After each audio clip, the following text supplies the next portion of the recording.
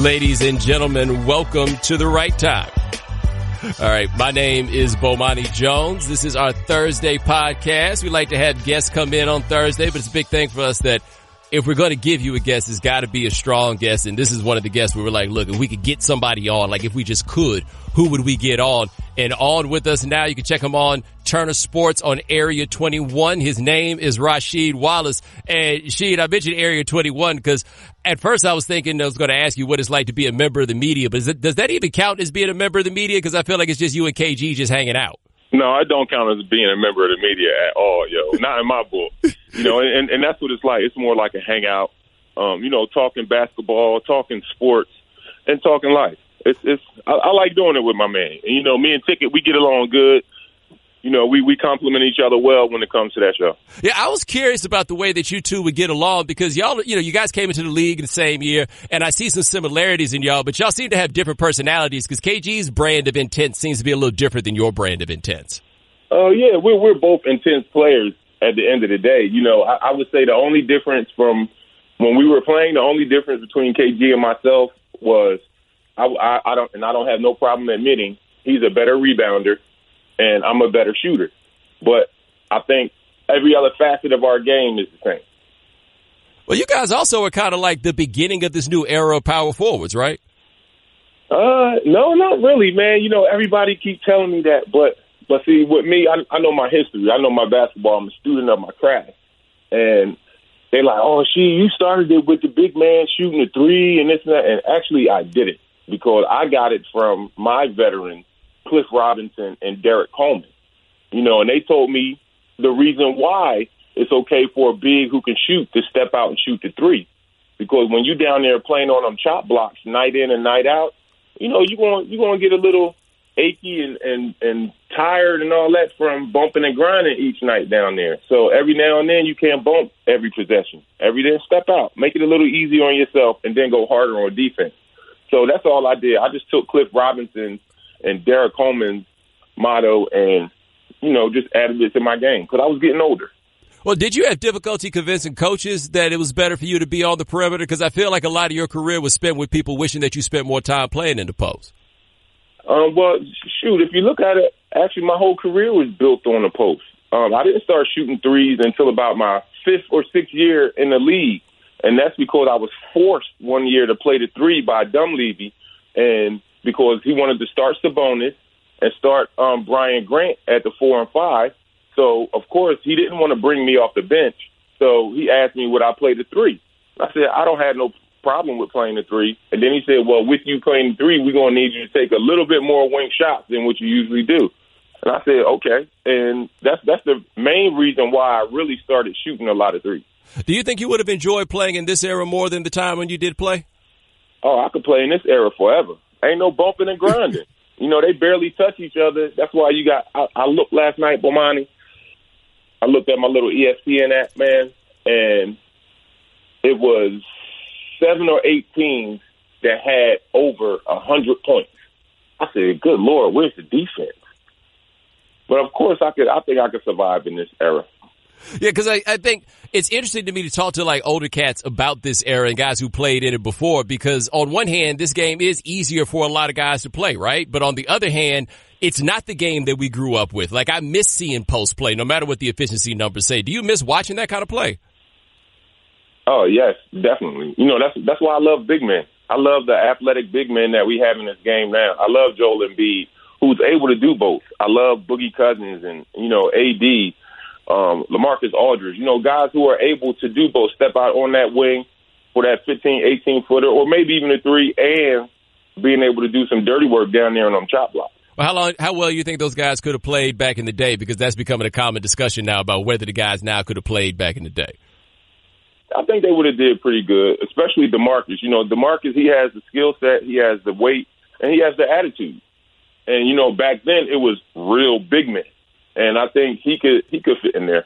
Well, Cousins is interesting. Like, what do you think when you watch Cousins? Because I think a lot of people would see a lot of comparisons with him in personality, also in game with you. Mm-hmm. Well, what I see in him is the same way that I had to take a look at myself. And it's okay. Everybody's not going to like you. 50% going to like you. 50% going to hate you. That's fine. But here's my thing. When I'm out there on that floor, I'm going just as hard as you. So I feel as though, I can't speak for DeMarcus. I felt as though that, I wasn't getting a fair shake. So I'm going to be heard. You're going to hear what I got to say. I don't care about no text because I don't value money like that. So that's when they came up with the 16 tech rule for Sheed. And they didn't want to say it was for Sheed, but we all know it was for me. So I didn't value that money or whatever like that. So that whole technical foul thing and then, the way that Boogie, like I said, it's just his whole attitude, man. I think he would fit well, playing back then. Well, when you said you had to look at yourself, what did you see when you looked at yourself at that point? Well, I had to look at myself and saying, like, okay, I'm a grown man, number one. Number two, the situation that I'm talking about, sit back and look at it. And what I said to that, what I meant by that with myself is I got to sit back and look at, like, okay, every time I do get on a ref, half of the time it's a 50-50 thing. Half of the time, yes, I did deserve a tech. But the other half of the time, I didn't even have to say nothing to get a tech. And the way that these guys, they talk about now, they want to talk all we got to get some rapport between the players and the referees now. But y'all wasn't talking that smack a couple years ago. No, y'all was just handing out all them texts, collecting that fine money and putting it in their pocket. Well, I remember that time you got a tech. I think you guys were playing against the Lakers, and they gave you a tech just for looking at the ref. Just for looking at the ref, Bomani. And then I got one. How about this? Jack Neese. We're playing Cleveland in Cleveland. It's regular season coming down towards the end.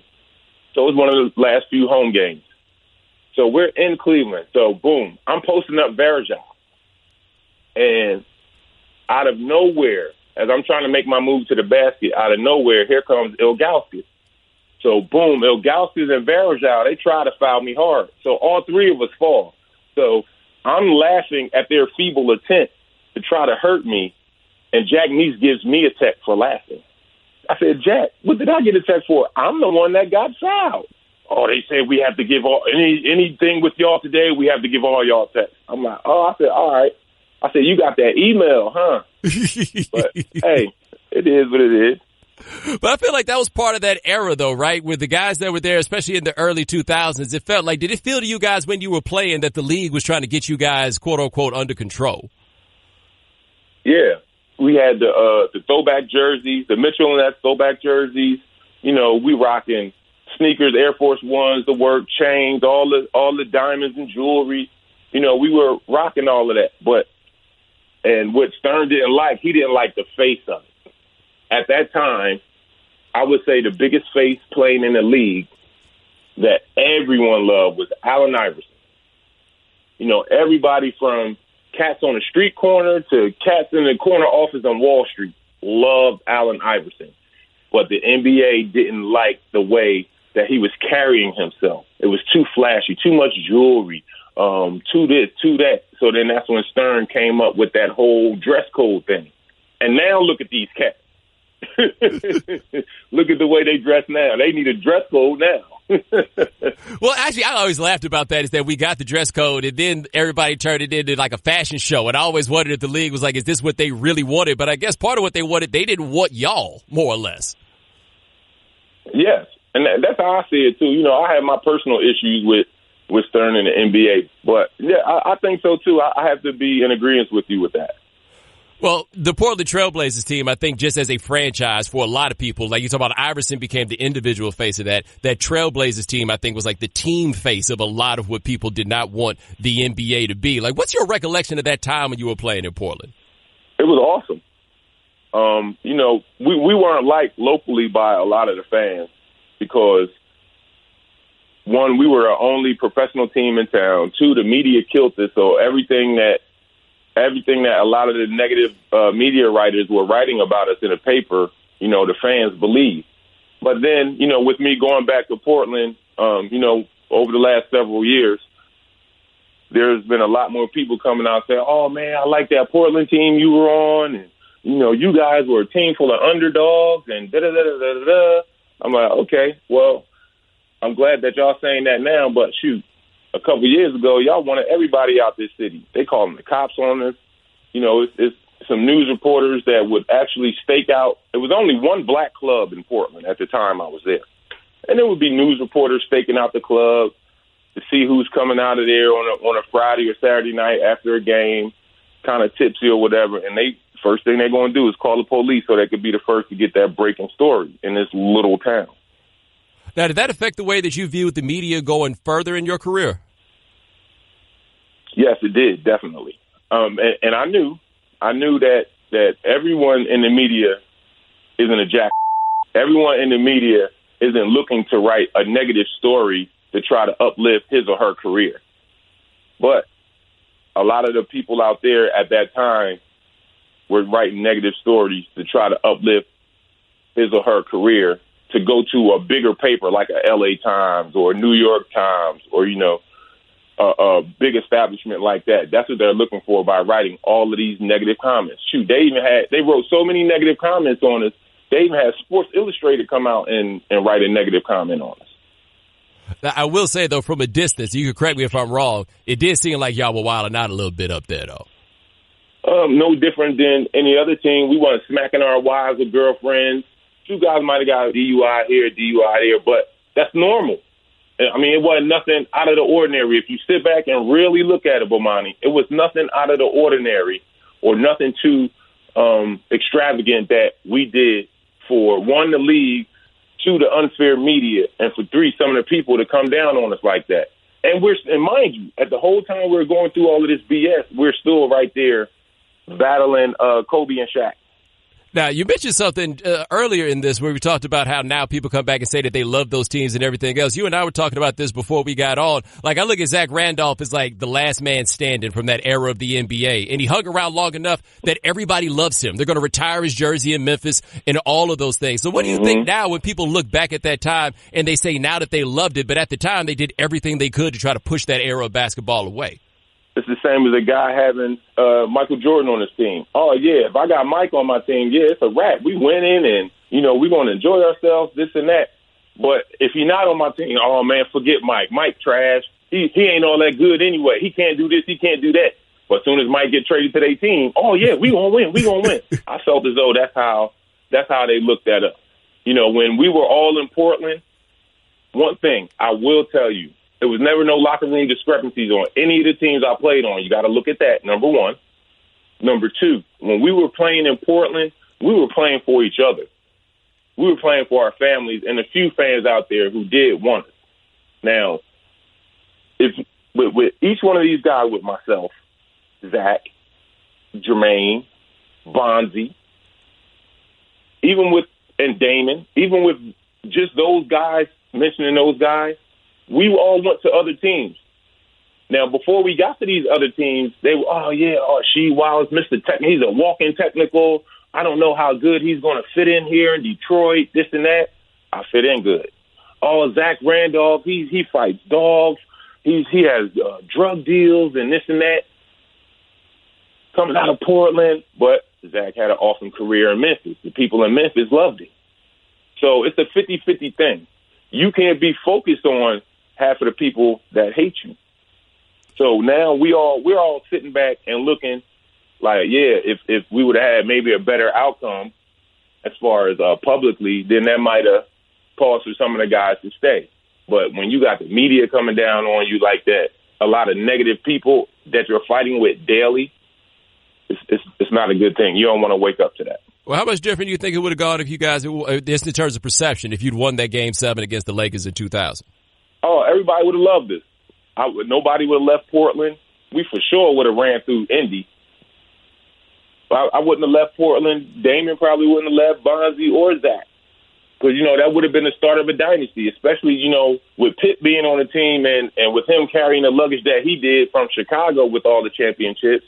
That just would have added to each one of us players on that team, just added mystique about this game. How hard was it to shake off that loss? In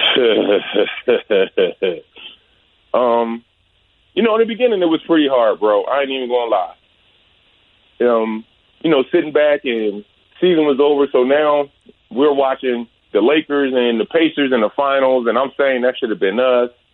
You've seen it on all the sports media outlets. and, oh, the Lakers, great team, this and that, da-da-da-da-da.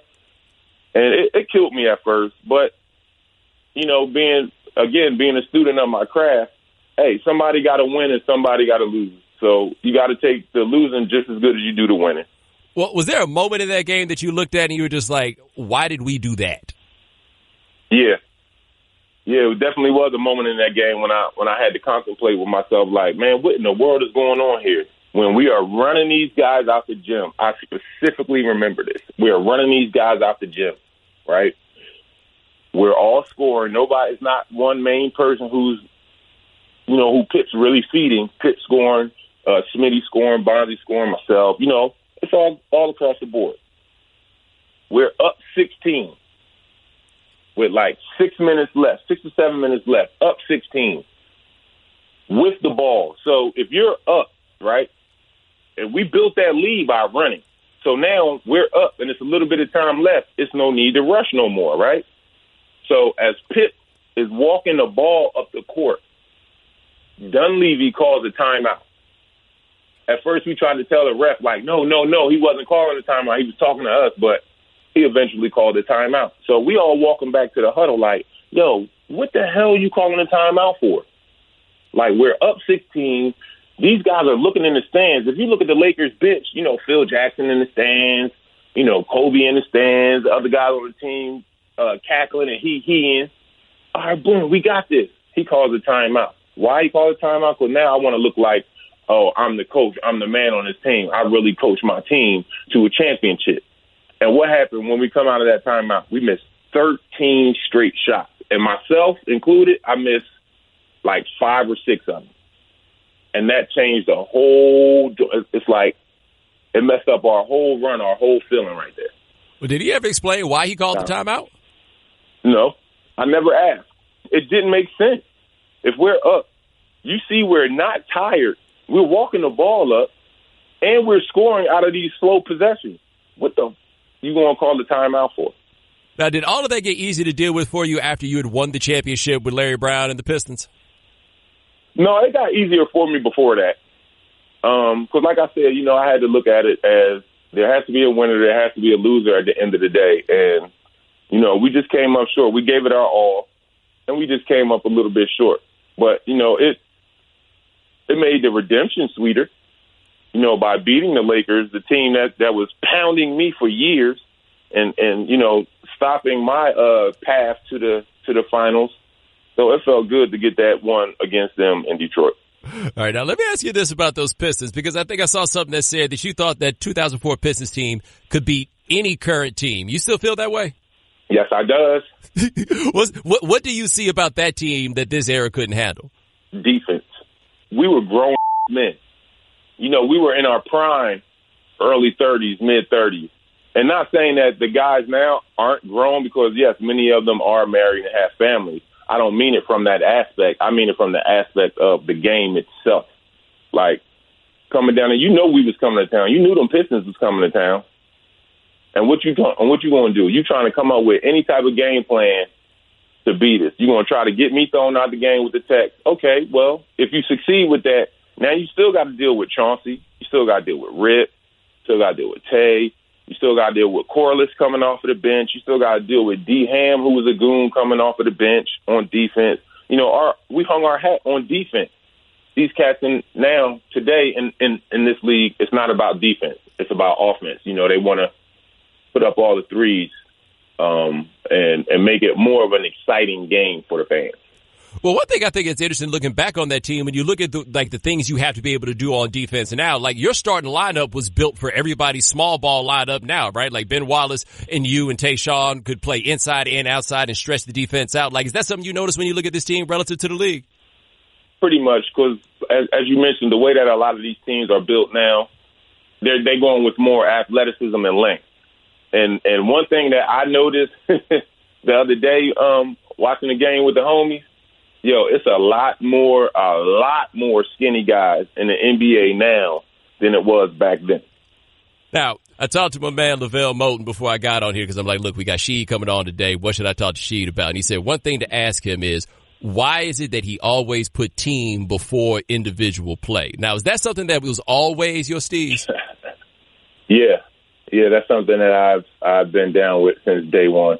When you're good at basketball, that normally means scoring a lot of points, and guys get so used to that. So it's kind of hard to imagine somebody being as good as you were and with the size that you had, but always be looking at it from a standpoint of other people and not just yourself. Yeah, and I think it has something to do with, one, personality, and two, strategy. And what I mean by that is I feel as though that you can go further. Just think of a fight. If somebody slapped you, yeah, it's going to hurt. It's going to sting. But if somebody punched you, it's going to hurt more. Each finger is a position. If you open that hand up, yeah, I'm an all-star, you got that ring finger with your wedding ring on it or, any other type of jewelry you wear. But when you close that fist, when you close that hand and you make that fist, it's harder. It's together. Everything we doing coincides with one. It's like we got a term in basketball called pulling a chain. And to me, that's how I see it. I see it as a car engine. It's all pulling a chain. We all pulling each other. So if I'm down, I know my teammates going to cheer me up off the court. But if I'm out on the court and I'm, say I'm missing a gang of shots or whatever, well, I got these other guys out here who can make it up for me and vice versa. Shoot, you could be a good scorer, Bo, but say you was trash on defense. Well, if you playing with me, hey, just know I got your back. All I need you to do is don't give them an open jump shot. You can let them drive to the basket. I got your back. It's always been a team thing. That's what my high school coach installed in us. And I just took that and kept that because it's a line of success. It's kind of sort of a secret to success. Here was my thought when I heard you say the thing about your team beating all the teams in this era, and I wonder if you had this moment where you felt this way maybe for a moment. It's interesting when the guys that were of the same era as me almost sound like the old dudes sounded back in the day where they always swear that nobody from a different era could beat them. Like, do you ever have a moment now where you look up and be like, man, I'm talking about this like the old heads used to talk about us? Yeah, I do. It's mainly with the money. Because when I came into the league in 95, there weren't really big, substantial contracts like that. You coming not too long off of Magic Johnson's, 25-year, $25 million deal. Contracts just weren't big like that. So when that 95 class on up started to get paid the big bucks, with my contract being a 6-year, $80 million, back then, that was a large amount of money.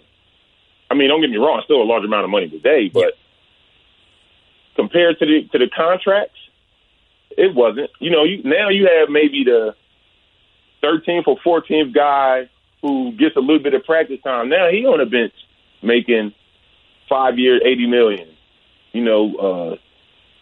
6 year, $125 million and all of that. So I do sit back and look at it like, man, look at all that money these young boys is getting and this and that. And then I say, wait, I heard the same thing from my old heads in the league when my generation was getting all these big contracts, uplifting your teammates. I got to switch directions just a little bit because you dropped a young bull on us. As I'll never forget, when I started college, my roommate was from Philadelphia. And I remember the first time he said young bull, and I had no idea what in the world he was talking about, right? And then we talked for a little while longer. The next thing you would come up in conversation, he was like, Dirty Rosh. I was like, do you know him like that? And he was basically like, no, we all know each other in Philadelphia, right? So, like, I associate you with Philadelphia in a way that I don't really with other people. So, like, what does Philadelphia mean to you? Man, it's home base. It's like a game of baseball. No matter what, you can go running around them bags, first, second, and third. You can go live and play and work in different spots across this world and country, but you always want to come home. And to me, that's how it is with Philly. I love my city to death. But, at some time we on that BS. But even with that, I still love it to death. And, we got our own style. We got our own swag. We got our own lingo. We got our own music. To me, and the way I feel, especially growing up, Philly, we the smack. We the stuff, man. See, I always felt like in a lot of ways that you were like such a Philly guy, but it seemed like not a Philly guy because so many of the Philly cats, like I went to college with and met later, they were always trying to be so clean and crisp with everything that they did. And you would show up out here looking like you ain't care at all sometimes. Yeah, I did it. my thing, I don't care what people think about me outside of my home, outside of my circle. Some say I'm this, some say I'm that. That's fine. That's your opinion of me. If that's your opinion, I can't stop that. But I'm always going to be me. I'm not going to change and, throw on a different face for no one else to try to get ahead or to do something. No, I'm going to always be me first. Now, we found out with a lot of guys that even after they get into the league, they're still fans of the team that they grew up with. So, are you a Sixers fan? All day, every day. How do you feel about this year's team? We're doing pretty good. Brett did a good job with having those guys finish 22 over 500, which is pretty well for a young ball club without a real veteran player on that team. Our Sixers did pretty well. I'm hoping that we can get this first round because, it's only the further we go in the playoffs, the higher the bar we set to come back to for that following year. With a couple additions here and there, hopefully Embiid's able to come back, maybe about game 3 or 4 in this first round. And I think with him being on that floor, definitely our chances are better at winning and going as far as we can. Now, how good do you think he and Simmons are? I think they're a good 1-2 tandem for the simple fact that with a guy like Ben Sides, he reminds me of Chris Webber. Chris, even before he got to the NBA, Chris used to snatch that ball off that board and push it. The same thing that Ben does. The difference is, the Sixers coach, Brett, has been actually running the plays as a point guard. C. Webb didn't have to do that because he played with other point guards. But I see the similarity in their game. And I would say Ben has maybe a little bit better handle, but C. Webb had a better jump shot. Joel and Embiid, like I said, that's a good 1-2. I think they complement each other well. The big fella, it seems to be when he wants to clown on people, he's going to try to come with that 7'2" crossover, or he's going to hit you with a 3. But when he gets down and dirty, or I think if he's playing against a player that he don't like, he's down there on them chop blocks, and he's doing pretty well. Now, you think this is going to be a case this year where they learn what the difference is between the regular season and playing in the playoffs? Yes. That always happens on your first go-around. Of course, yeah, we're going to be excited, and it's also going to be them first round or first time to the playoff jitters. So that's why I said with them playing, I'm not expecting a lot out of them this year. But wherever their season ends, that's going to be the bar for next year. So now, okay, so we made first round of the playoffs. So now our goal next year is for sure, hands down, we got to make first round of the playoffs. So you might as well count those extra games as being part of the regular season, the way that I look at it. Now, does this team remind you or make you think at all about the team that you played on in Washington when you get there and you've got all these young guys at the front of the team and, just in the very beginning where the stars are the youngest dudes?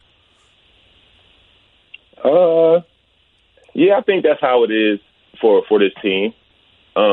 You can say that Ben and Joel would be the Jawan and Chris Webber are the Bullets, that them big faces, because, of course, everybody knows Fab Five, and with two of them playing together in Washington, that caused some ruckus, that made some noise and turned some heads. But I think it's kind of sort of a little bit different because I had more veteran players.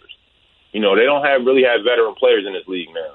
I think the veteran player for the Sixers was my rookie, my young boy, Amir Johnson. It was just a little something about having more of that veteran leadership on your team. I played with Mark Price and Robert Pack, Calvert Chaney on that Washington team, and it was just the experience. Now, when you look back on that Washington team, is that one that you kind of think of what could have happened if it had stayed together? Because I know they traded Weber, then you wound up getting traded to Portland. Man, now I always sit and think, and mainly it's always when I go down to the D.C. area, I hear it a lot. With some of the fans down there saying that, oh, man, if they wouldn't have broke us up, we had a nice team. which I have to agree, we did have a nice team. And I think if we could have stayed together for a couple years, it could have been something. Because a lot of the teams back then that we were facing, especially in our conference, were a lot of veteran teams. Well, how hard was it also for you just to make that adjustment to going from North Carolina to now you show up in D.C. and everything is different? The adjustment itself was something new, something different. When I left high school and went to my freshman year at Carolina, and the same thing when I left Carolina and went to my rookie season into the league, I knew I wasn't going to get no time. I already knew that. I already had that set in my head. So I didn't put myself in that situation like, all right, shoot, I know I'm going to go in here starting. You know, I gotta make sure I do this, make sure I do that. No. Okay, I'm coming off of the bench. Let me sit back and look and see how the game is played. I know what I could do, and let me sit back and look, see where I can have an impact on this game coming off of the bench. And only playing about, especially my rookie season, only playing about maybe 5 minutes up until the point when Chris injured himself and I had to start in his place. Now, you talked about just, leaving Carolina. For you, what was it about playing at Carolina that you loved so much? Because all you guys love Carolina in a way that not everybody loves the place they play college ball. It's that mystique, man. It was something that Coach Smith did with his players. And then, as I mentioned before, being a student of the game, if you look at a lot of the All-Stars, let's say from that early 90s, mid-90s on, from the time I got into the league, if you look at a lot of All-Stars, a lot of them went to Carolina.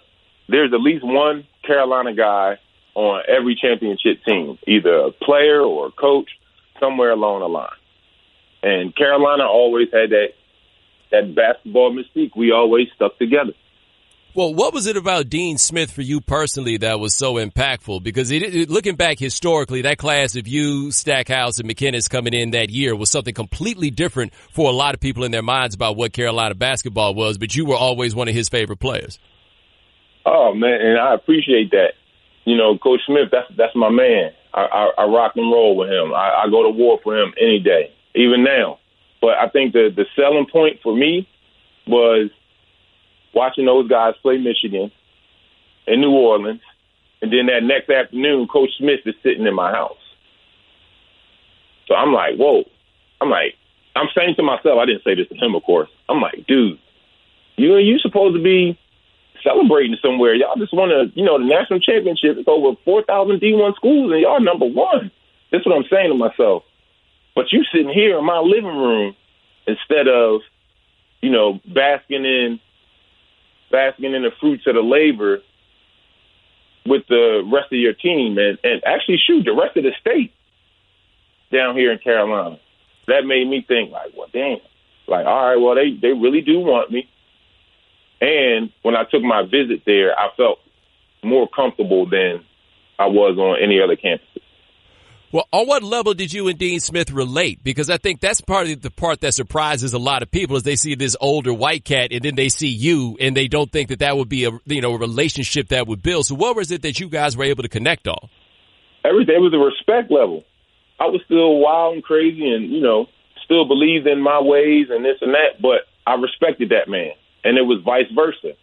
He respected me as well. And I think one of the main reasons why he respected me at first was, because of my whole hunger for this game and just watching me in practice. And he knew I was hungry. But I wasn't arrogant. I wasn't big headed. I wasn't out of control. I didn't think I was, HNIC. And I was humble. For him to be as great of a person / coach and / player that he was a humble guy too. And I think that's where we fell into the same category with respecting each other, and it just made our bond tighter. I also wonder, how much did he enjoy just being around the personalities that you guys brought in? Because I always wonder what it's like when you get on a radio broadcast at Cameron and say, as long as me, Jerry, and Touche are here, we ain't never going to lose here. I wonder what Dean Smith would have to think after finding out about that. I don't know. That's a good question. But it was just that confidence that I had, man. You know, I felt as though, like, okay, we're 3 good freshmen coming in. We're the national champs. Even though we didn't win the championship, we're the national champs. So everyone's gunning for us.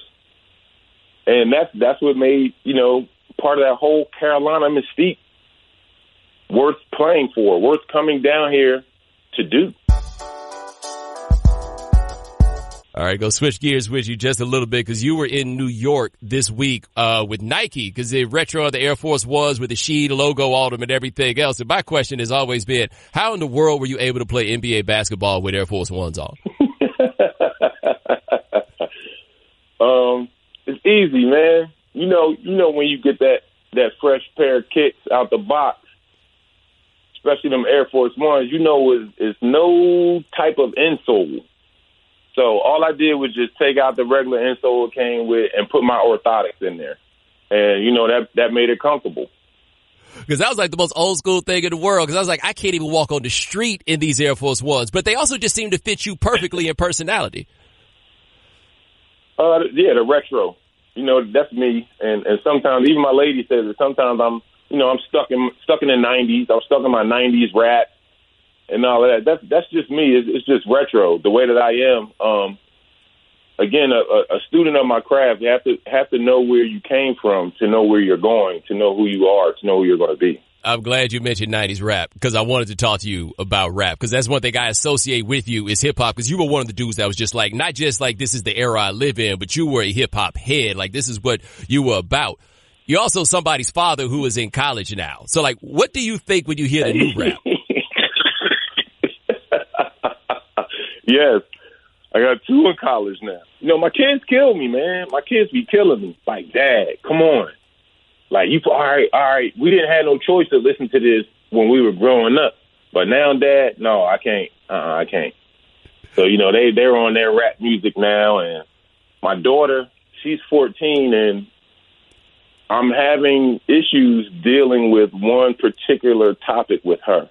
And that's K-pop. My daughter is a huge Korean pop fan. Really? So, what? And I'm telling her, like, even though she don't know what the words mean, she can sing a song in Korean, singing everything. But I'm the one that's out of style, of course, because, you know, I like my 90s rap. Dad, that's old. What? What's Cristal?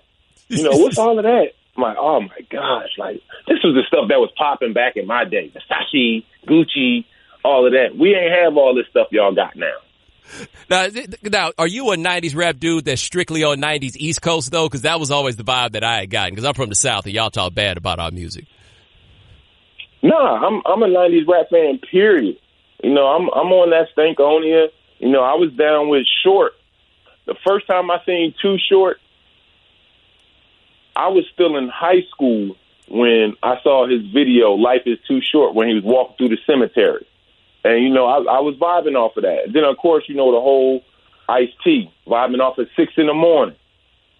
You know, it's just that whole just being a hip-hop period. You know, I don't necessarily have just, you know, one favorite East Coast group or nothing like that. No, I like rap, period. Uncle Luke, you know, down there in the South. That's all the stuff that I grew up on. Now, I always wonder, because, like, music is, me and my dad bonded over music, but it was, like, the music of his era. So, like, for you and your son, for example, has there been anything in rap that you listen to that you could pass to him where he's like, hey, yo, Dad, man, that was jamming?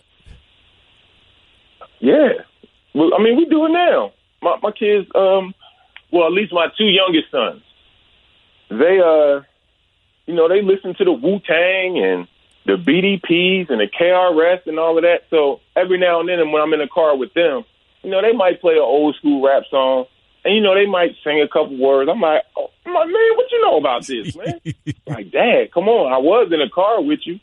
And then when they ride in the car with their grandmother, so my kids know a lot of the Motown, you know, 50s, 60s, and 70s Motown, because that's what I grew up with, too. So, yeah, you're going to be a product of your environment. You ain't going to have no choice to hear it when you're younger. I don't have a choice. Well, I have a choice, but I respect them. When I get in the car with my kids and they want to play all that rap music, that wild music now, I'll listen to it out of respect for them because they listen to mine. That's nice of you because my parents were never going for that one, ever. Now, last thing for you, because my man Gabe was wondering about this before we let you go, because he's disappointed by this fact. He wants to know, why are you not on Twitter? Because he thinks you being on Twitter would be the best. Man, let me tell you this. It's hard enough keeping up with this damn Instagram. So let alone trying to be on Instagram, Facebook, Twitter, MySpace, Black Planet, all of that stuff. Nah, I'm gonna just stick with this one little outlet on this Instagram, because that's hard enough. Well, what's your Instagram looking like? My gram is cool. You know, I got a couple followers. You know, I'm not out to have a cajillion followers, but I just want some of the fans out there who still appreciate me and the game that I bought. I just want them to know that, you know, hey, I'm still connected with this game and still doing other positive things in the community and still doing positive things for our youth. It didn't stop when I retired. See, most people think when you retire from the NBA, everything stops. Your charity/community work stops. You playing basketball stops. You working out stops. Everybody think it just stops, but it doesn't. It keeps it going. And definitely when it comes to a lot of, you know, community things, I like to get it out there because I like to just, you know, help it uplift us. But you said you're working out and stuff doesn't stop. Do you still play ball with cats? Yeah, I still hoop. I hoop every summer. Since I've been retired, I've hooped every summer with the young fellas down at Carolina, except for that first summer coming back from the Knicks when I broke my foot. I couldn't do nothing then. But after that, yeah, I've been hooping with them cats. So let's say the last 6 years. Well, are they ready? Are they ready for the old school trash talk though? Because the young boys don't seem to do it as much. Nah, well, the guys down here are used to it because, you know, they're used to seeing me around. So they're used to it down here. But I'm just waiting to go play, you know, in somebody else, little rec league or, you know, a couple pickup games with some young fellas just so they can hear my old trash talking. Well, that's what I wanted to see. That's like you playing with the Carolina dudes is cool, but if we can get some video of you just showing up out of nowhere at the Y and playing with cats, I think that's what the people need. Look, and then everybody be like, hold up, I got him. Like, oh, no, I got next. But I imagine it would be so unfair playing against you because I know what you're going to do. You're going to get the ball and you're going to shoot that turnaround the NBA players can't block, let alone just some dude that works at Starbucks. Oh, yeah. And the crazy thing about it, man, I was out L.A. a couple weeks ago, so I'm riding in the car with my buddy, and so we riding through one of the neighborhoods. So we see some cats outside hooping, right, on the outdoor court. So I was like, yo, how funny would that be if we was to just walk up there and be like, yo, I got next. With one of my jerseys on or something like that, and we were just cracking up. I was like, you know, that's always been something funny to see. But I've actually done that with some little kids, though. In my neighborhood, my old neighborhood. Were you blocking those kids' shots? No, I wasn't that bad with them, man. I wouldn't have been mad at you. Would have been like that one coach on Instagram who blocked his own team shots. Hey, man, they got to learn somehow, right? What did your son try to hoop against you, like in the driveway and stuff? Yeah, my son still try to hoop against me now. My youngest son, he's 6'7". He's about, I give him about 215. He got the heart. He just ain't got the muscle or the skill set. He got the heart, and we go at it. You know, at a lot of the family functions and all of that stuff, we go at it. You're not the type to let him win, are you? Outside. No. No. Because that's like, of course, yeah, when they little kids, yeah, you let them win because that builds up their confidence. But then when they get to that certain age, you be like, all right now, young boy, all right, you old enough now. You know the difference between winning and losing and playing hard and playing soft. Let's go, check ball. Check ball. Ain't nuh-uh. Only thing I won't do, like when we play one-on-one, only thing I won't do with my son is get real physical with him, like, you know, give him the extra shoulder or extra elbow or, you know, giving him that extra forearm on defense or something. No, I play straight up with him. I wish you were my dad, because my dad had no compunctions about being extra physical. Or my brother has a scar on the back of his neck for when he went past my dad to beat him for the first time. My dad tried to grab him by the collar, but he missed and snatched a chunk out the back of his head and then got the collar and then brought him down. And one, huh? Yeah, well, it was and something. I don't believe the one ever came around on that. But hey, man, that is Rasheed Wallace. Check him out on Area 21 on TNT Monday nights. You're going to be working through the playoffs, right? Yeah, hopefully. Hopefully, I should be back on there, I want to say probably the end of this month. But hey, man, we're going to be looking for you, and I can't thank you enough for showing up here with us on the right time, man. Thank you. Oh, all day, Bomani. You know you my man. Man, that is one that we wanted to have on. So thanks to Rasheed Wallace for checking us out. Also, thanks to you guys for checking us out. Remember, you can subscribe to the Right Time Podcast on the ESPN app, at Apple Podcasts, or anywhere else that you can get podcasts. Tuesday, we're going to be doing an Unblock Me Bo. If you would like to be unblocked because you said something ridiculous to me and you want me to be forgiving of you, call 860-516-4119. Leave your voicemail. See if you can be the one to get unblocked. My man Gabe Bassane produces everything here. Thank you, sir. And we'll talk to you guys on the next episode of The Right Time. Take it easy. Thanks for checking out The Right Time with Bomani Jones podcast. You can listen or subscribe on the ESPN app, Apple Podcasts, or wherever you listen to podcasts. The Right Time with Bomani Jones.